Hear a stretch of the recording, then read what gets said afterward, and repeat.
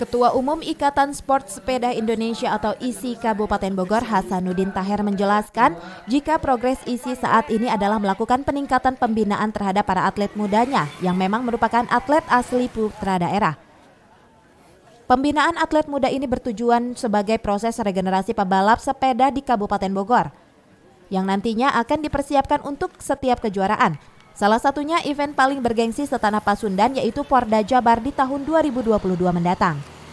Pengurus ISI Bumi Tegar Beriman juga fokus untuk mempertahankan peringkat di Porda Jabar nanti yaitu dengan mempertahankan 9 medali emas seperti di Porda 2018 lalu. Hasanuddin berharap proses pembinaan kepada atlet muda ini bisa menghasilkan dampak positif bagi para pebalap muda di Kabupaten Bogor yang kelak bisa memboyong prestasi di berbagai event. Terkait sekarang yang muda-muda juga.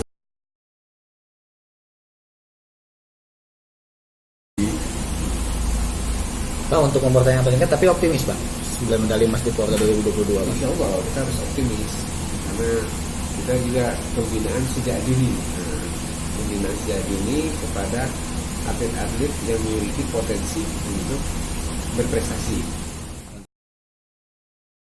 Adrian melaporkan.